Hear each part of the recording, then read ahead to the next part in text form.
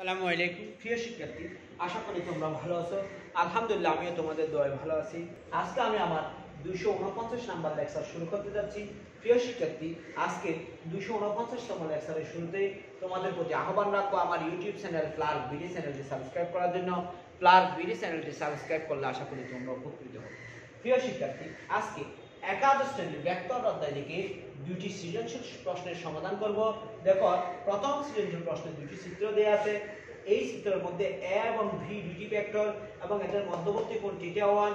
দ্বিতীয় চিত্রের মধ্যে a প্লাস b এবং a minus a vector plus b vector এবং a vector minus b vector এর মধ্যবর্তী কোণ θ2। আমি আবার বলতেছি, এখানে দুটি ভেক্টর দেওয়া আছে।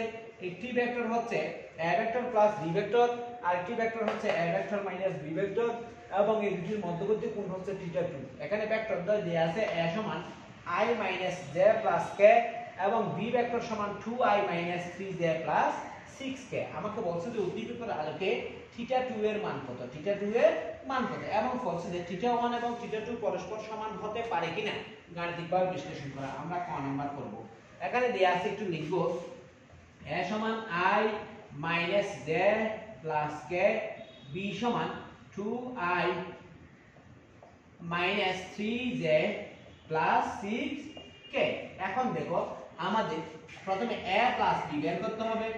a প্লাস b বের করতে হবে, তার মানে i minus j plus k plus দেখো 2i minus 3j plus 6k।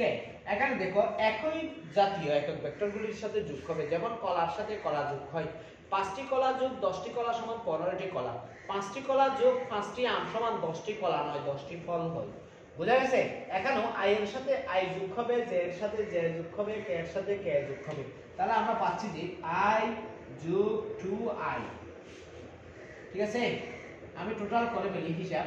i এর সাথে 2i যোগ করলে 3i, এখানে মাইনাস j, এখানে মাইনাস 3j, তার মানে মাইনাস 4j, এখানে k, এখানে 6k প্লাস 7k। প্রিয় শিক্ষার্থী, না বুঝতে বলিও। তাহলে আমরা পাচ্ছি minus 3i plus 3i minus 4j plus 7k। একইভাবে a মাইনাস b ভেক্টর সমান i minus j plus k minus 2i minus 3j plus 6k। এখন যদি আমরা একটু হিসাব করি, দেখো i minus j plus k minus দ্বারা গুণ করে করলে এটা মাইনাস হয়ে যাবে, minus 2i plus 3j minus 6k হয়ে যাবে। তাহলে আমরা টোটাল হিসাব করলে আমরা কি পাচ্ছি, i থেকে মাইনাস 2i গেলে মাইনাস i থাকবে, মাইনাস j থেকে প্লাস 3j গেলে প্লাস 2j থাকবে, এটা মাইনাস প্লাস k থেকে মাইনাস 6k গেলে মাইনাস 5k থাকবে। ঠিক আছে, আমাকে বলছে যে a প্লাস b ভেক্টর এবং a ভেক্টর মাইনাস b ভেক্টরের মধ্যবর্তী কোণ θ2 বের করতে বলছে। এখন আমরা প্রথমে a vector plus b vector dot a vector minus b vector বের করব। তাহলে আমরা a vector plus b vector এটা সমান পাইলাম কি 3i minus 4j plus 7k into পাইব minus i plus 2j minus 5k। তাহলে এখন এই ভেক্টরটাকে যদি এই ভেক্টর দিয়ে গুণ করি, আমরা গুণ করার সময় বলছিলাম যে কিভাবে গুণ করব। আমরা বলছিলাম যে একক ভেক্টর, একই ধরনের একক ভেক্টর সমূহ পরস্পরের সাথে কি করব, গুণ করব। একই রকমের একক ভেক্টর সমূহ পরস্পরের সাথে কি করব, গুণ করব। তাহলে আমরা এখানে পাবো প্লাস মাইনাসে মাইনাস 3 কে 3 প্লাস মাইনাসে মাইনাস 4 দুগুণে 8 প্লাস মাইনাসে মাইনাস 5 7 35।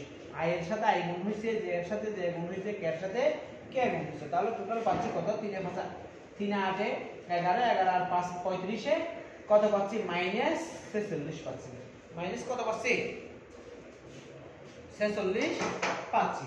তাহলে আমরা a vector plus b vector dot a vector minus b ভেক্টরের মান পেয়ে গেলাম। এখন আমরা এগুলির সেপারেট মান পাওয়ার চেষ্টা করব। এগুলির সেপারেট যদি মান পাই, তাহলে আমরা কি পাই, দেখো সেপারেট যদি মান পাই, তাহলে আমরা পাবো a vector plus b vector সমান আমরা পেয়েছিলাম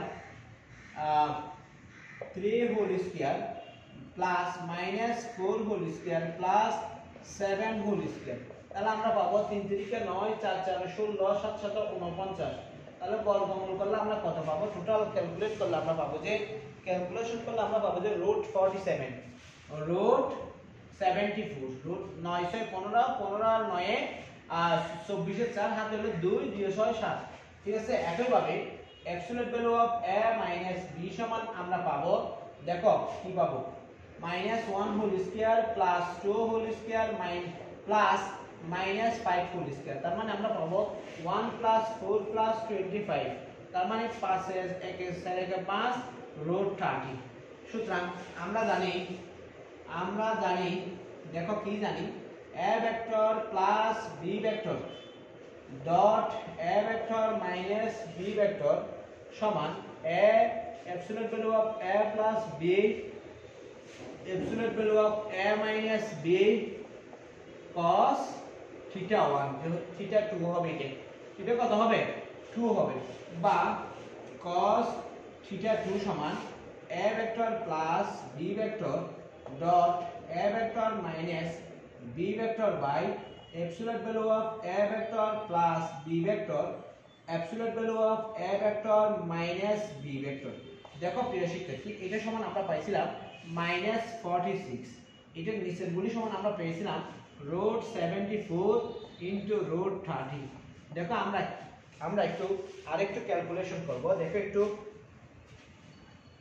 ক্যালকুলেশন করলে আমরা পাচ্ছি যে cos theta 2 সমান, দেখো আমি সরাসরি লিখি, থিটা 2 সমান cos ইনভার্স -46 বাই √74 ইনটু √30। এখন দেখো হিসাব করলে কত আসে ক্যালকুলেটর দিয়ে। cos ইনভার্স দেখো আমরা প্রথম বন্ধনী দিয়েছি -46 ডিভাইডেড আরেকটা প্রথম বন্ধনী দেব √74 ইনটু √30। প্রথম বন্ধনী দুইটা দিয়ে শেষ করব। এবার কত পাই দেখবো, 167। থিটা 2 সমান কত? 100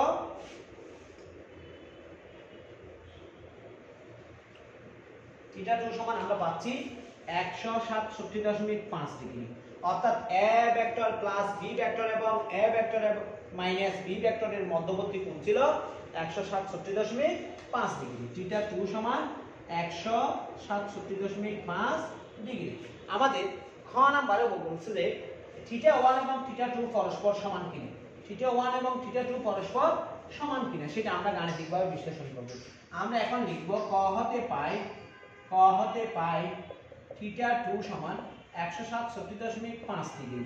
ঠিক আছে, আবার দেখো, আবার a ভেক্টর সমান আমাদের ছিল i minus j plus k, b vector সমান ছিল 2i minus 3j plus 5k, মনে কত k? 5k, sorry 6k। এখন দেখো আবার a ডট b সমান কোন চিত্রের ক্ষেত্রে? প্রথম চিত্রের ক্ষেত্রে a ডট b সমান ab cos theta 1 বা cos theta 1 সমান a dot b by ab। এখন দেখো প্রিয় শিক্ষার্থী, আমি এখানে সরাসরি লিখতেছি, a মানে হচ্ছে যে i minus j plus k dot b মানে 2i minus 3j plus 6k। এখন দেখো এখানে সরাসরি a এর মান যদি বাইর করি, 1 square plus minus 1 square plus 1 square into b এর মান হবে 2 square plus minus 3 square plus 6 square. সরাসরি করতেছি, একটু বোঝার চেষ্টা করিও। দেখো এখানে i এর সাথে i গুণ হবে, j এর সাথে j গুণ হবে, k এর সাথে k গুণ হবে। তার মানে 2 কে 2 মাইনাস 3 প্লাস 6। এখানে দেখো এখানে কি আছে, আমরা থিটা 2 সমান পেয়েছিলাম, উপরে তো লিখছি। তাহলে এখন এখানে দেখো কি পাচ্ছি, 1 plus 1 plus 1 into root 4 plus 9 plus 36। তাহলে 8 থেকে 3 দিলে 5, 5 8 থেকে 3 গেলে কত পাচ্ছি 5 পাচ্ছি 8 থেকে 3 গেলে কত পাচ্ছি সরি এখানে মাইনাস হয়ে যাবে প্লাস হয়ে যাবে মাইনাস হয়ে প্লাস তাহলে এটা হয়ে যাবে 11 কত হবে 11 নিচে থাকবে √3 রুট দেখো এখানে √3 ইনটু √49 তার মানে 11/7 √3 দেখো cos θ1 সমান cos ইনভার্স 11/7 √3 এখন দেখো আমরা একটু ক্যালকুলেশন করলে কি পাই cos ইনভার্স 11 ডিভাইডেড 7 √3 তাহলে আমরা পাবো 24.869 ডিগ্রি তাহলে আমরা দেখতেছি যে θ1 সমান 24.869 ডিগ্রি এবং θ2 সমান 167.5 ডিগ্রি অর্থাৎ θ1 সমান নয় θ2 অর্থাৎ θ1 এবং θ2 কি হতে পারে না কখনো সমান হতে পারে না আশা করি প্রিয় শিক্ষার্থী তোমরা বুঝতে পেরেছো দেখো প্রিয় শিক্ষার্থী আরেকটি সৃজনশীল প্রশ্ন একটি ভেক্টর ক্ষেত্র a ভেক্টর সমান x² + yz + i vector vector plus y² plus zx * z একক vector plus z² + xy * k একক ভেক্টর প্রথমে বলছে যে a এর ডাইভারজেন্স কত খ নাম্বারে বলছে যে কার্ল নির্ণয় করে ভেক্টরটি সম্পর্কে তোমার মতামত দাও একদম ইজি জিনিস খ নাম্বার দেয়া আছে a vector equal x² + yz একক vector I plus y square zx একক vector z plus z square x square xy plus একক ভেক্টর k সুতরাং ডাইভারজেন্স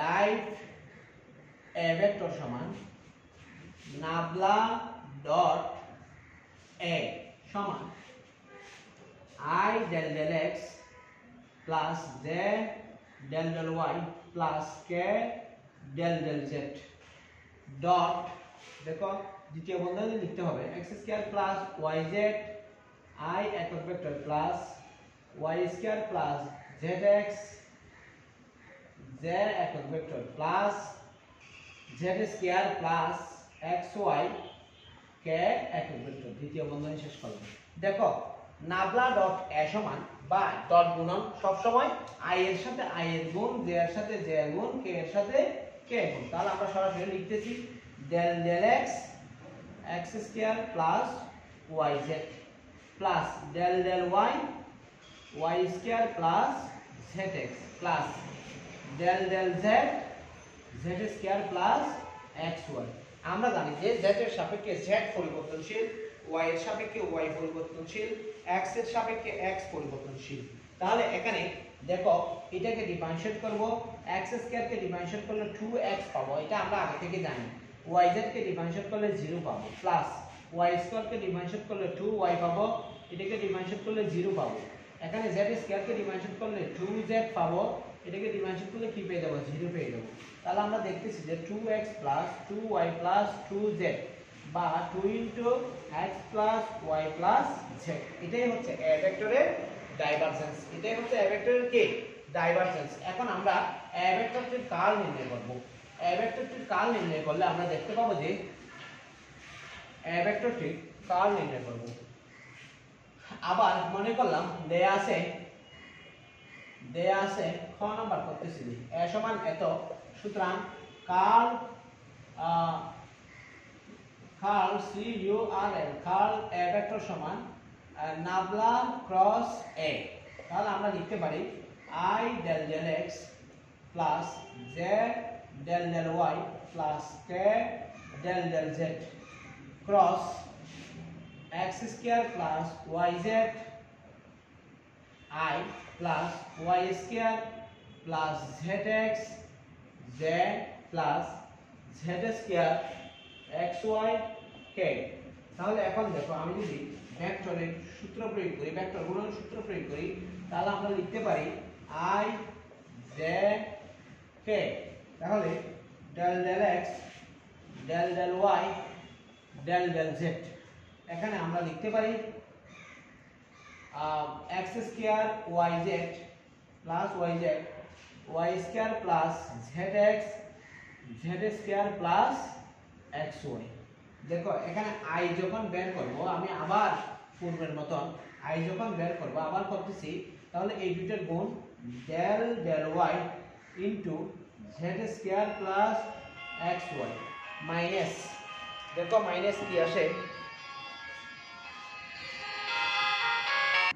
দেখো এখন এই দুটোর গুণ হবে মাইনাস ডেল ডেল জেড, এখানে একটি দ্বিতীয় বন্ধনী যদি লিখি del del z y square plus z x, তাহলে প্রথম বন্ধনী শেষ, দ্বিতীয় বন্ধনী শেষ। এবার জে বের করব, জে যখন বের করব জে এর সারি বাদ জে এর কলাম বের, জে এর সারি বাদ জে এর কলাম বাদ, আমরা নিচ থেকে গুণ করব del del z x square plus y z x square plus yz minus, দেখো এটার সাথে এটা গুণ হবে del del x z square plus xy, তৃতীয় বন্ধনী শেষ।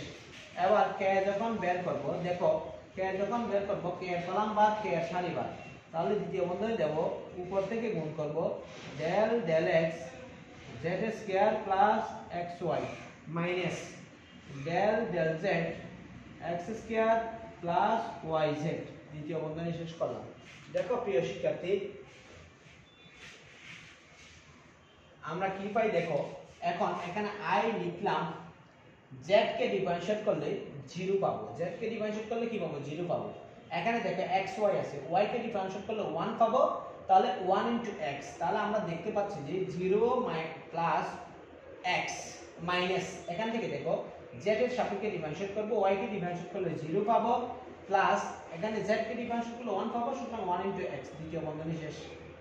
z এখানে দেখো z এর সাপেক্ষে x ধ্রুব রাশি 0 হয়ে যাবে, z কে ডিফারেন্সিয়েট করলে 1 পাবো, তার মানে y মাইনাস এখানে x এর সাপেক্ষে z ধ্রুব রাশি, x কে ডিফারেন্সিয়েট করলে y পাবো, মানে 1 y, দ্বিতীয় বন্ধনী শেষ প্লাস, এবার এখানে আসবো k, তাহলে দেখো এখানে x এর সাপেক্ষে z ধ্রুব রাশি 0 হয়ে যাবে, x এর সাপেক্ষে x কে ডিফারেন্সিয়েট করলে 1 পাবো, y থাকবে, তার মানে 0 প্লাস y মাইনাস এখানে দেখো z এর সাপেক্ষে x ধ্রুব রাশি, z কে ডিফারেন্সিয়েট করলে 1, তার মানে 0 প্লাস y, তাহলে দ্বিতীয় বন্ধনী শেষ। এখন দেখো এখানে i into x minus x plus j into y minus y plus k into z minus z, তার মানে i dot 0 plus j dot 0 plus k dot 0, তার মানে 0 প্লাস 0 প্লাস 0, তাহলে আমরা টোটালি পাচ্ছি ভেক্টরটির কার্ল বা নাবলা ক্রস a সমান 0। আমরা জানি যে কোন ভেক্টরের কার্ল শূন্য হলে ভেক্টরটি অঘূর্ণনশীল বা সংরক্ষণশীল, অঘূর্ণনশীল বা কি, তাহলে আমরা উপরের আলোচনাতে দেখতেছি যে a ভেক্টরটির কার্ল শূন্য, অর্থাৎ a ভেক্টরটি অঘূর্ণনশীল বা সংরক্ষণশীল ক্ষেত্র। প্রিয় শিক্ষার্থী আজকে এই পর্যন্ত, আবারও আমার ইউটিউব চ্যানেল ক্লার্ক বিডি চ্যানেলটি সাবস্ক্রাইব করার আহ্বান রেখে আজকেই শেষ করলাম। আসসালামু আলাইকুম ওয়া রাহমাতুল্লাহি ওয়া বারাকাতুহু।